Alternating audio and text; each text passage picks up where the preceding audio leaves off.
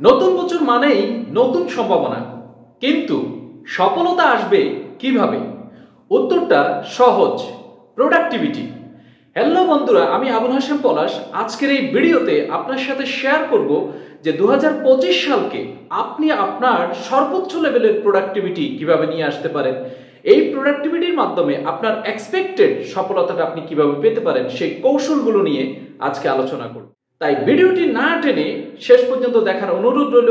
পাশাপাশি প্রথমেই ভিডিওতে একটা লাইক করে দেন এবং সাবস্ক্রাইব করে আপনি বেল আইকনে প্রেস করেন যদি আপনি এই চ্যানেলে নতুন এসে থাকেন। আজকের এই আলোচনাটা পুরো 7টি সেকশনে ভাগ করেছি।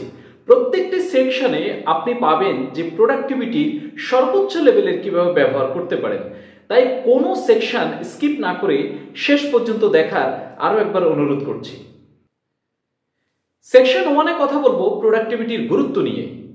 প্রোডাক্টিভিটি মানে বেশি কাজ করা নয়। প্রোডাক্টিভিটির মানে হচ্ছে সঠিক সময়ে সঠিক কাজটি করা।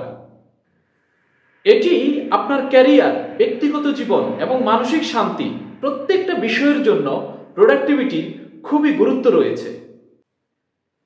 2025 সাল হলো নতুন অভ্যাস গড়ে তোলার এবং আপনার সামর্থ্যকে 2025 সালে নতুন উচ্চতা নিয়ে যাওয়ার একটা সুবর্ণ সুযোগ।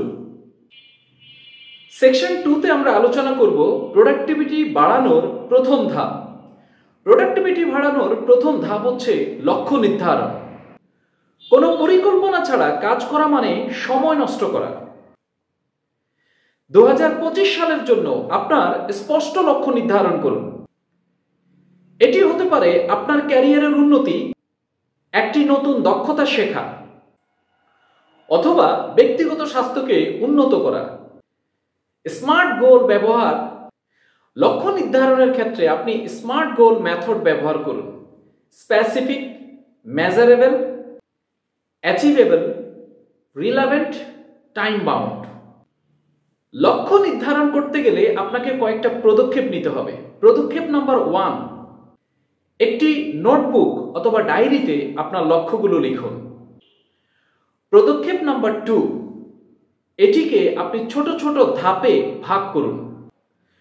পদক্ষেপ নাম্বার 3, প্রতিদিন একটি ধাপ পূরণ করার চেষ্টা করুন। 2025 সালকে সর্বোচ্চ লেভেলের প্রোডাক্টিভিটিতে নিয়ে আসার জন্য এখন আমরা সেকশন 3 নিয়ে আলোচনা করব। সেকশন 3-তে যেই কাজটি করবেন সেটি হচ্ছে সঠিক রুটিন তৈরি করুন। সকালের রুটিন আপনার পুরো দিনের গতি নির্ধারণ করে। সকালে 1 ঘন্টা নিজের জন্য রাখুন। সকালের রুটিনটাকে আপনি কিভাবে সাজাতে পারেন? 1, মেডিটেশন করুন মানসিক ফোকাস বাড়ানোর জন্য। 2, এক্সারসাইজ করুন শারীরিক শক্তি বাড়ানোর জন্য। 3, দিনের কাজের তালিকা তৈরি করুন।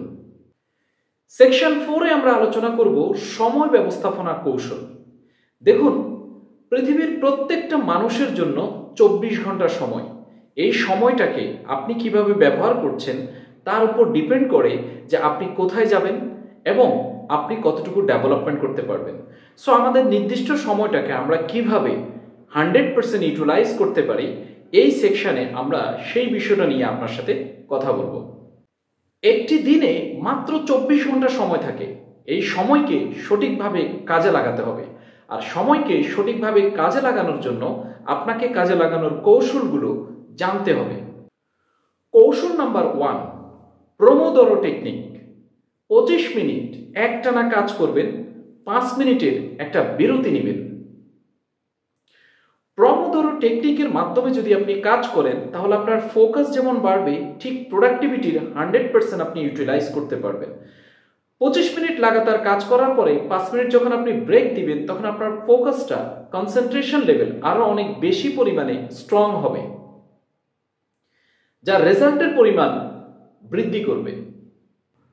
সময়কে সঠিকভাবে কাজে লাগানোর জন্য সেকেন্ড যে কৌশলটা আপনি ইউজ করবেন সেটি হচ্ছে টাইম ব্লকিং। ক্যালেন্ডারের মধ্যে নির্দিষ্ট দিনগুলোকে আপনি ব্লক করুন প্রতিটি কাজের জন্য। কৌশল নাম্বার 3, 80-20 রুল। 20% কাজ 80% রেজাল্ট দেয়।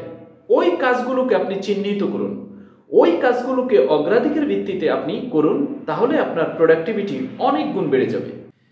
সেকশন 5-এ আমরা আলোচনা করব প্রযুক্তি এবং অ্যাপসের ব্যবহার। প্রযুক্তি এবং অ্যাপসের ব্যবহার আজকের দিনে আপনার জন্য খুবই ইম্পর্টেন্ট। আপনি যদি আপনার সময়গুলোকে পারফেক্টলি কাজে লাগাতে চান, প্রোডাক্টিভিটির 100% আপনি যদি অ্যাচিভ করতে চান, তাহলে প্রযুক্তি এবং অ্যাপসের ব্যবহারের বিকল্প কোনো অপশন নেই। এই ক্ষেত্রে প্রযুক্তি হতে পারে আপনার সেরা একটি সহযোগী। সেই ক্ষেত্রে আমি কিছু প্রযুক্তি বা অ্যাপস আপনাকে সাজেস্ট করব। যেমন নোশন টুলস আপনি ব্যবহার করতে পারেন। কাজের পরিকল্পনা এবং টাস্ক ম্যানেজমেন্টের জন্য এই টুলসটা অত্যন্ত কার্যকরী। ফোকাস বাড়ানোর জন্য আপনি ফরেস্ট অ্যাপ ব্যবহার করতে পারেন। সময় ব্যবস্থাপনার জন্য আপনি গুগল ক্যালেন্ডার ব্যবহার করতে পারেন। সেকশন 6-এ আমরা আলোচনা করব মনোভাব পরিবর্তন এবং অভ্যাস গঠনের খুব গুরুত্বপূর্ণ বিষয় নিয়ে। প্রোডাক্টিভিটির সর্বোচ্চ লেভেলের আউটপুট পেতে হলে গুরুত্ব দিতে হবে আপনার মনোভাবের উপর। অর্থাৎ প্রোডাক্টিভিটির সর্বোচ্চ লেভেলের পরিবর্তন আনার জন্য আপনার মনোভাব অত্যন্ত গুরুত্বপূর্ণ। এই ক্ষেত্রে আপনি কম্পাউন্ড ইফেক্ট ইউজ করতে পারেন। প্রতিদিনের ছোট ছোট অভ্যাসগুলো একটা ব্যাপক পরিবর্তন নিয়ে আসে। সেলফ রিফ্লেকশন, প্রতিদিন ঘুমাতে যাওয়ার আগে আপনি নিজেকে প্রশ্ন করুন যে আজকে আমি কি শিখেছি। গ্র্যাটিটিউড প্র্যাকটিস, ইতিবাচক মানসিকতা গড়ে তুলুন। সেকশন 7-এ আমরা আলোচনা করব বিশ্রাম এবং আপনার মানসিক অবস্থাকে কিভাবে আপনি পুনরুদ্ধার করবেন। প্রোডাক্টিভ হতে হলে বিশ্রামেরও প্রয়োজন। নিজের জন্য সময় বের করুন, পরিবারের সাথে সময় কাটান এবং পর্যাপ্ত পরিমাণে ঘুমান। আজকের এই ভিডিওতে যে কয়েকটি সেকশন নিয়ে আলোচনা করেছি, এই সেকশনগুলো তখনই কাজে দিবে কারণ প্রোডাক্টিভিটি বাড়ানোর ক্ষমতা সম্পূর্ণ আপনার হাতে। তাই আর দেরি না করে আজকেই শুরু করুন এবং 2025 সালকে আপনার লাইফের সর্বোচ্চ লেভেলে সফল একটি বছর হিসাবে রূপান্তর করুন। যদি এই ভিডিওটি ভালো লাগে তাহলে লাইক করুন, সাবস্ক্রাইব করুন এবং আপনার আপনজনের সাথে, প্রিয়জনের সাথে, কলিগের সাথে এই ভিডিওটি শেয়ার করুন। পরবর্তী ভিডিওতে আবার দেখা হবে। সে পর্যন্ত ভালো থাকবেন।